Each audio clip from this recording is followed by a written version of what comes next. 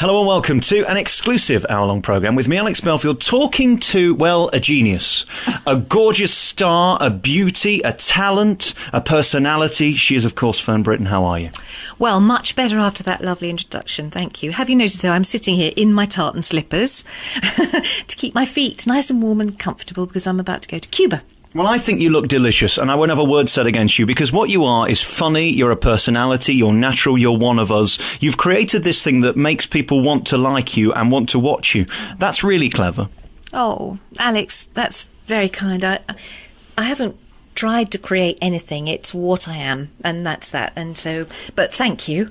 I don't know what to say, but thank you very much. May I say as well, you're looking gorgeous and delicious. How did this happen? I can't cope with that. Well, the today has happened because I've been in makeup since 8 o'clock this morning.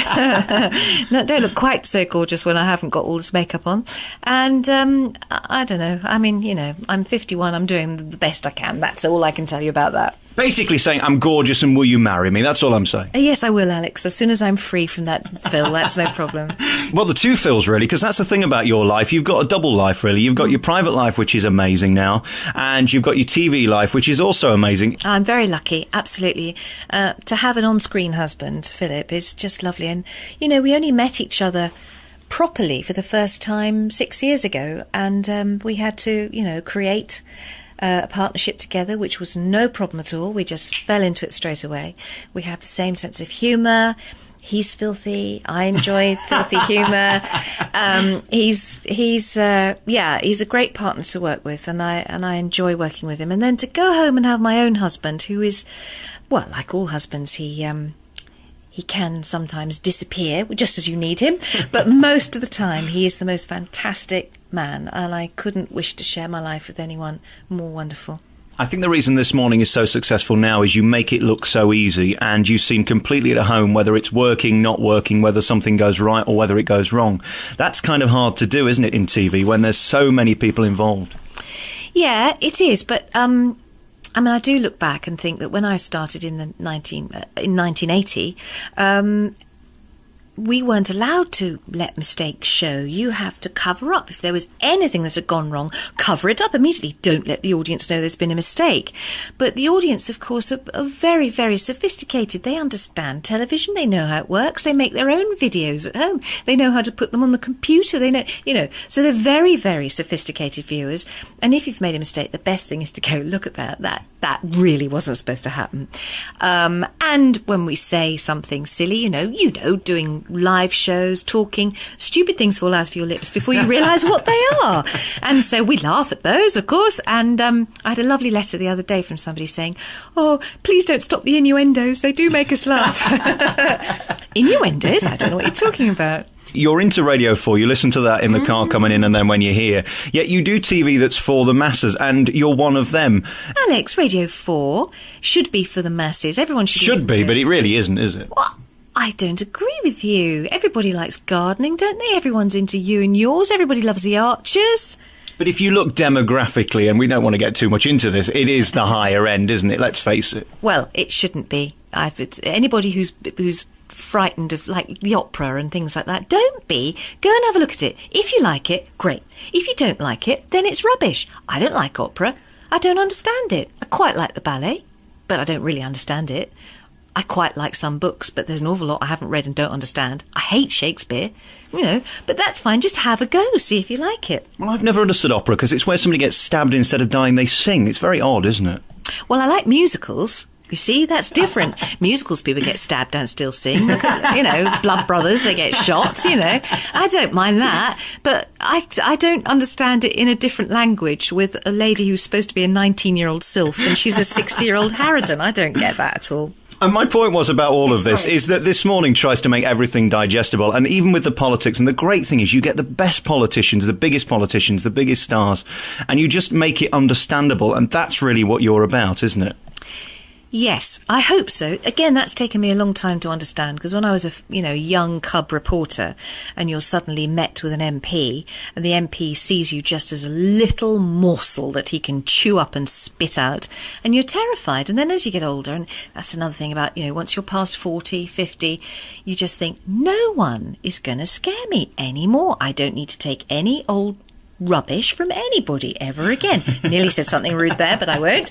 And so you have to look at these politicians or anybody in power or anyone who you feel is somehow superior to you and think, no, you are a human being.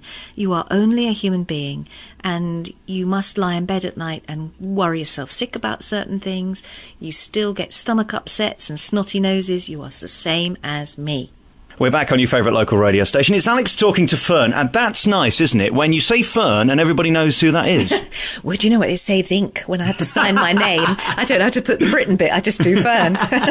It must be fun being you, because when I read your book, you've had highs and lows, and here you are today, and when the people come in the studio, they know who you are, probably before you know them. That's a nice feeling, isn't it? God, I hadn't thought of that, Alex, actually, because I do know a lot about the people before they come in, because our researchers are wonderful. And we get in the car in the morning and... not together, obviously. Philip's from his house and I'm from my house.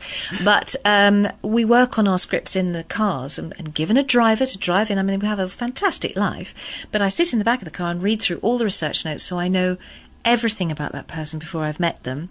And then they come in and they go, oh, hello, I'm Mrs. Spriggs. And I go, yes, I know. And I know what's happened. Do you? Yes, I do. So I probably know more about them than they did know about me. But now I've written the book, more people will know more about me, because I haven't always, well, I haven't really ever told much about myself, because I don't like doing interviews very much, but you're different. Is this okay? I mean, would you rather it be the other way around and you asking the questions? Yes. Yes, I would, because asking the questions is a position of confidence because you know roughly what the answer might be. But when you are asked the question, you're not quite sure what your answer is going to be. One of the things I noticed right at the beginning is your day starts very early and then you've got an hour and a half drive into work. Does that explain why you only do 4 days on this morning? Because that's a lot, isn't it? 3 hours in a car a day. Yeah, it's actually sometimes nearly 4 hours, depends on the traffic. But I do 4 days a week because I have 4 children and I need 1 day at home during the week just to catch up with my domestic stuff. And the kids, you know, they're approaching GCSEs. One of them's just gone up to big school for the first time. The other one's approaching where we are. We happen to have 11 plus. She's approaching 11 plus. So there's an awful lot going on. And I mean, at the weekend, this weekend, suddenly it was, can you rustle me up an Egyptian costume, please? Because we're doing Egyptian Day. Oh, yes, certainly. You know, rustle up the Egyptian costume. Right all, because obviously all the post during the week builds up. Got a lot of post that's to do with work and to do with things as well as social life. I mean, there is no social life. Unfortunately, my friends, they must be very annoyed with me because they've been pushed on the back burner because I've been having to do everything else. And you and I, when we first met, was saying about blooming mobile phones, texts, emails, Blackberries.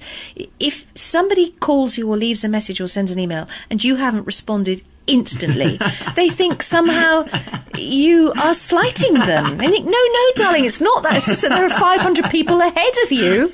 That's the same for everybody, not just me. That's the same, isn't it? And that's your balance now, isn't it? How much do you give to show business and how much do you give to your family? Because you are the queen of ITV right now. Let's face it. If there's a show going, they probably want you to present it. And it's a question of what do you say yes to and what do you say no to? Yeah, that's a good question. I go with gut instinct on a lot of things, actually. There are some things you think, yeah, that's not really for me, or would I watch that myself? You know, that sort of thing. But I've been very... For instance, you know, Mr. and Mrs. is a Christmas special we're about to record, and that... I wasn't sure that... I thought, gosh, Mr. and Mrs. has come along, and then Philip said to me, but it'll be fantastic. You know, yes, it will, won't it? We've had a great time doing the first series, so we've got the Christmas special, and then the second series coming in the spring. And for me, that's really good fun. That's a little bit of icing on the cake. It's lovely. And you seem to be able to take liberties with these people to get them to reveal stuff that they would never reveal either on This Morning or to me or to anybody else. I know. Isn't that extraordinary? It's a chat. It's actually a good conversation show dressed up as a game show, and people reveal the most extraordinary things. Michael Howard, for instance, you know, he was the leader of the Tory party, revealed that he needs to get up in the night for a wee. And you think that's lovely. Why didn't he say that when he had some proper power? And we might have thought, oh, he's all right. Exactly. Somebody might have voted for him. All right, we'll take another piece of music and then we'll start the interview. You must stop doing this because we're wasting too much time. We've got to start talking about you. Sorry, Alex. And what is interesting, I can imagine you writing it because it's as if you speak it, if you know what I'm saying. It's incredibly honest and real, and there are moments where you go, ooh, that must have hurt to reveal. Why did you want to write the book in the beginning? Because you didn't need to. Yeah, I was asked to write. I've been asked to write the book for 2 or 3 years, and I kept saying no. And then a lady who I've never met, never had any dealings with, she's never interviewed me to my knowledge, put a book out about me and has become apparently some sort of expert. Well, the book is full of nonsense. Perfectly nice book, but very, sweet, but not true at all, none of it. And I thought, well, that's not nice. And then I was asked again to write it, and I said no again. And then I was asked again, and I thought, actually, this will put the children through university. So I thought, okay, that's what I'll do. So I sat down and I met a fantastic woman, and she and I together wrote this, argued about it, argued what should go in, what shouldn't go in. She encouraged me to be much more open. We wrote passages together. She'd rewrite mine and then I'd reinstate mine. But she was very good because I only started it at the beginning of this year. March, April. And with work as well, I wouldn't have had time to deliver it when I had to, which was in September. So I was very grateful to be working with her, and we're great mates, very great mates. I don't know about you, but this time of year, everybody's available. I think there's something like 250 books out this autumn, and you're one of them. When you decided to write the book, what made you think that it'd jump off the shelf quicker than the other 250? Did you have something in mind? Because let's face it, everybody's got a story, and everybody's trying to sell it today, aren't they? No, the only thing I had in mind was this might pay for the university fees. No, I mean, actually, I have to say I'm not much of an egotist, and I find it embarrassing when people go, oh, look, it's going really well, and I'm not very good at that. And so yesterday I was told that actually it's going very well and it's going up in the charts, and I haven't quite got my head around that. And then I had to talk to myself last night. Do you talk to yourself? All the time. It's good, isn't it? Just sit down and have a little chat with yourself. And I thought, come on, enjoy this. This is incredible. And it's a story that I wanted to tell, and a story I needed to tell, actually. And I'm really happy with the way the book's turned out. Do you think you deserve your success? Because having read this book, as I say, you've had good times and bad times, and you've had an incredible amount of success recently. Do you think that it's all been worthwhile and it's worth going through all that, and you now deserve the position you're in? Again, I don't think I'm in any position. I started out in television by accident. Well, not by accident, actually. I was working in the theatre, and I was trained to be a stage manager, and I worked in theatre for 2 or 3 years, and then I applied for a job in television anywhere. So I wrote to everybody, all the radio television stations. And to cut a long story short, I took a job at Westwood Television in Plymouth and became their continuity announcer, the person who says, oh, now here's Coronation Street, or opens up the station in the morning and says, this is Westwood Television broadcasting to you from the transmitters of the Independent Television Authority, and all that, you see. And I loved it, and I thought, oh, this is a good job. And I've never been ambitious in that sense, and I've enjoyed a job, and when I haven't enjoyed the job anymore is when I've stopped, never expecting there to be another job, and suddenly there is another job. Ready Steady Cook I did, for instance, for oh gosh, I don't know, a long time, 6 or 7 years. I think I did in total about 1,000 shows, which included live shows. I probably did about 700 recorded television ones and 300 live shows. And then I got to the point where I thought, I'm not enjoying this anymore. And I finished. And I had nothing to go to, and everybody thought I was bonkers. Within a week, This Morning telephoned. Incredible. And then This Morning I've always adored and watched and loved with Richard and Judy. And I always thought, that's the show for me. That's what I'm built for. But it's never going to be mine because Richard and Judy will never leave. Ha-ha! They left! So, and I was just happened to be in the right place at the right time. So I'm very grateful for everything I've had, everything I've been given, and the fun of doing one of the best and biggest live shows on television. It's like being a disc jockey on This Morning. I mean, it's that varied, but it's on telly. And it's live, and it's far different to pre-record because it would be more polished and therefore it'd lose its heart, wouldn't it? Polished? What are you saying? It's not polished. Yes, we have a few ragged edges. Sometimes, actually, we had a funny moment when we were going through, and we had a note from upstairs from the bosses saying, "Can you make it look more live?" I think, golly, you must think this looks very smooth. Good. What did you do, fall off your chair or something? Absolutely, with hysteria. Absolutely. Were you born with this delicious voice, or has this been manufactured? How did you do this? No, this is my voice. I think when I was younger, much more clipped. I think there was a lot of Lady Diana about. And, we were taught to do received pronunciation, RP, but this is me, yeah. And then the rejection letters that you put in the book, I really enjoyed, because we've all had those. Anybody in this business has had a million people tell you that you're pathetic and talentless and you'll never make it and go somewhere else. And you're right, you can have 50,000 of those and one that says yes, and that's all that matters. Yes, and also, on the other hand, if you have 100 letters saying you're great and one that says you're rubbish, it'll be the one that says rubbish that will keep you awake for a month. You know, why do we do that? Why are we neurotic and paranoid? But we are. Useless. And then we go back to the beginning and we look at your theatre days. Did that go well for you or didn't it? I can't really judge from the book whether you enjoyed it as much as you enjoyed being on the telly. It's far more disciplined, isn't it? And it's not really you're doing somebody else. Well, when I was in the theatre, being a stage manager was very good for me because I am an organiser, I am maternal, actors and actresses need looking after, and I'm very good at looking after people. Not so good at being looked after myself. So I did enjoy it very much. I enjoyed the life on the road. I enjoyed that whole grease paint and theatre skips and fun enormously. And it's a young person's game, and I really had a ball. But there comes a point when you get fed up living out of a suitcase and getting threepence halfpenny a week, and also living on late night Indian curries and too much whiskey. And we're back with Fern Britton on your favourite local radio station and talking about your life and your career. And the one thing that comes throughout this book is your love for family. And in the beginning, that was difficult because you had a dad who was amazing, talented, brilliant, but a huge star, which meant for a lot of the time he wasn't there for you in the early days. No, he wasn't. Yes, people always say to me, "Oh, how's your dad? Yeah, I bet you had fun with your dad," and da-da-da-da. And yes, I love my dad, and yes, he's great fun. But he wasn't there when I was born. I don't know when it happened or how it happened, but my parents did separate and finally divorce, and so I don't remember growing up with him at all. And it was only really when I was a teenager that we connected again, and properly connected, when I was about 18. So I know him now as a man who happens to be my father, but it's actually a very good relationship because it means that he can't do the whole dad thing, like, "You're not going out like that." Not that you'd say that to me now, but and I can see him as a human being rather than a dad, which is really good.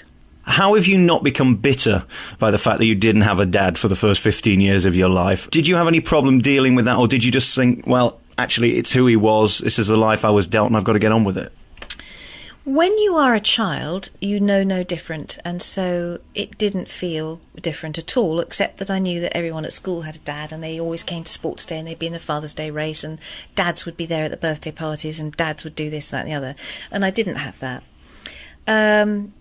And actually, as I got older and became a parent myself, it's when you are a parent that suddenly you're transported back to childhood and think, "Oh yeah, I remember that was a bit difficult, and yeah, that made me feel a bit sad, so I'll try not to do that to my kids." So, and then of course, unfortunately, I was divorced from my first husband, and I could have done that to my children, but so I made sure it was quite different, and they see their father constantly, and they speak on the phone every single day. And fortunately as well, Phil and the children have a great relationship, and sometimes they will tell him things that they won't tell me, and that's very good that they confide. So I'm sure as they get older they'll say to me, "Oh, you screwed me up," which is their, right to say that, and probably it's a parent's role, I don't know. But I think they're all right. I hope so. Isn't it a bit miserable now that we're kind of trained to resent the bad things that our parents did to us, and we almost forget the great things? It seems like we are more considered than we used to be. We kind of resent stuff far greater than we did in the old days when we get on with it. Yeah, I think the generation before me knew how to just endure and get on with it. And I think perhaps in our 21st century we are a bit too touchy-feely, navel-gazing. I'm guilty of it, we all are. But there was something very stoical about the people in the generations before us, during the war, during the First War, during Victorian and beyond, back and back and back. And people accepted that they'd lose children to some disease, accepted that they'd be killed, accepted that they would die young. And now we cling to life. Give me those pills, give me that medicine, this shouldn't happen, that shouldn't, which is right as well. But we see death in a different way. We see our finiteness in a different way. We want to be infinite, don't we? But we can't be. We're back on your favourite local radio station with Fern Britton, who is just marvellous. She's one of the country's greats at the moment and taken to people's hearts. And in this new book, you talk about all kinds of things. And one of the things that's been in the papers lately has been the depression you went through. And you've come out the other side, and now you're trying to help people with it. When you are depressed and you're in that state, you're clearly not as rational as you are sat here now. Did you know you were depressed, or did you just think something was wrong? I think, looking back, I've had depression since I was a teenager. It was first diagnosed when I was 18, because it's something that's with you all the time. Sometimes it's a long way away, but you can just see it on the horizon, and sometimes it's right on you. So it's one of those, for me, my depression is sort of part of me and always just there humming away in the background.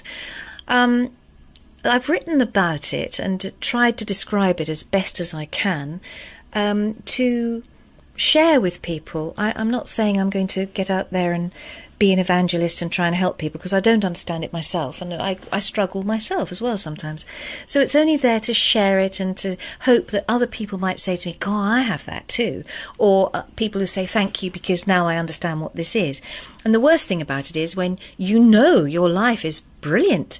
I've had the worst depression when tremendously happily married, money in the bank, gorgeous career, healthy children.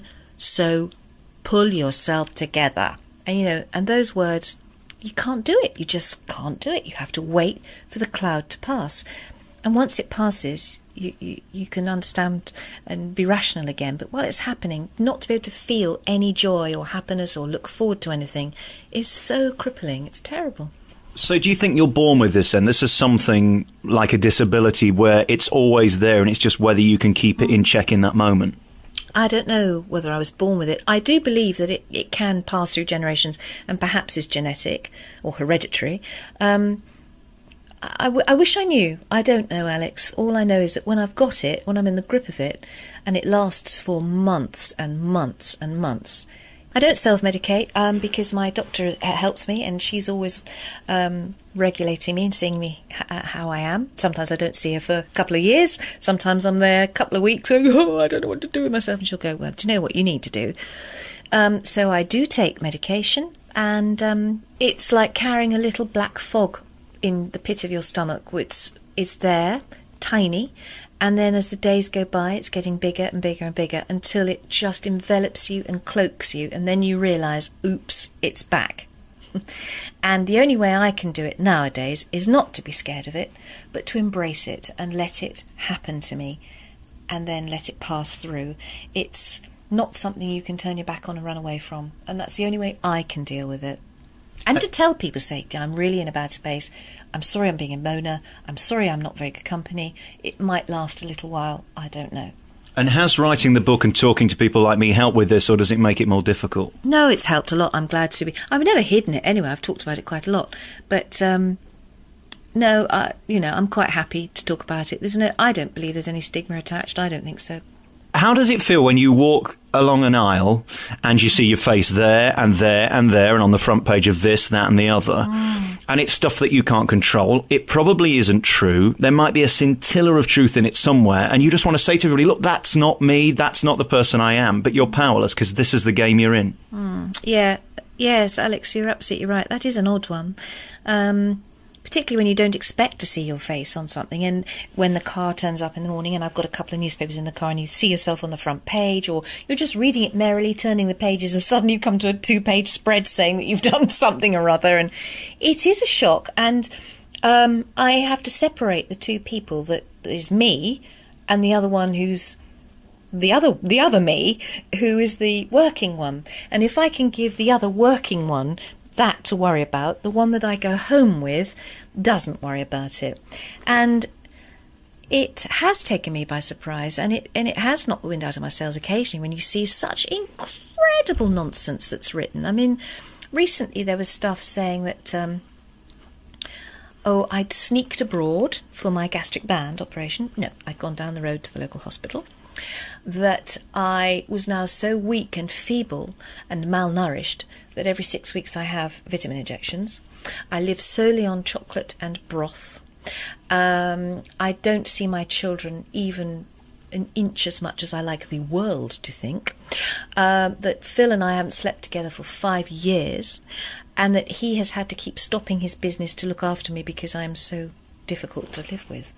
Now, when you hear all of that, you do. Oh, and I think I've had my boobs done and all sorts of things. And my daughter comes home and she says, "Mummy, a lady at school today said that you've had your breasts done. What does that mean?" I said, "Well, have a look at them. Do they look as if they, She says, "No." And so she's very funny now, and then she laughs. She says to me, "Shall I get you some broth?" I say, "Yeah, get me some broth." So all of that is just stupid. But as I said to you earlier, the woman who wrote a whole book about me, you get used to it. If it's professional stuff, is that easier to deal with than the personal stuff about your physicality or your relationship with your husband? I've never had anything written about me that's been about my professional life. I always had people, even reviewers, don't necessarily say how I did the job, or if they do, they say I was rubbish, but they will talk about how I looked. So you're either too fat, too thin, your hair's stupid. And you just think, golly, can you get past this? If you wrote that about a man, again, I don't want to be a feminist harpy, but not that all feminists are harpies. I have to just, you know what I'm trying to say. A man would be reviewed for his work, not the suit and tie he was wearing. So I find that rather wearisome as well, because I hope I've done a good job over the last 29 years. Alex, I've given up trying to understand any of it. I just think, no, get up, go to work, do the job, don't complain, come home, feed the kids, go to bed. That's it. I want to come back next in our remaining moments and talk about you, the interviewer, because that's where you're at your best, and we'll do it next on your favourite local radio station. We're back with our remaining moments with Fern Britton, who is one of my favourite people because I learn so much from watching you and Philip, and you might think that's odd. When you've got people like the McCanns on, or Kerry Katona a few weeks ago, or the Prime Minister, and you're live, you really get to see how good you are as an interviewer, because it's easy to get flustered. Do you look forward to those moments? Because it's a challenge, isn't it? Yeah, I do look forward to those interviews. You see, the interesting thing about interviews are some of them you think, wow, this is going to be tough. And actually it cruises along. And others that you think, oh, this will be a piece of cake, suddenly turns into something extraordinary. Kerry Katona, for instance, when she came in a couple of weeks ago, 2 or 3 weeks ago. Now, I think the world of her. She's a very good-hearted girl. And I only know her professionally through television, which doesn't mean to say that we're friends at all. But I've met her many times, and each time she's incredibly generous, of spirit and everything else. A very nice, warm girl who's had a horrible time since she was little. And when she came in the other day and was clearly not right, and I don't know what it is, whether it was her medication, whatever it is, she just wasn't Kerry. And that interview took us all by surprise, all three of us, me, Philip and Kerry. Suddenly we found ourselves, we didn't expect this at all. We were going to be talking about your new figure and the future, and suddenly we're in a difficult space. And I'm still uncertain about how I feel about that, except I just feel tremendous compassion for her. And if I were able to be her mum or a close friend, I would try and look after her and put her in a safe place. When you sit there and you look into her eyes and you see all that going on in front of you, you must know that this is going to hit the headlines and it's all going to start again for her and for you.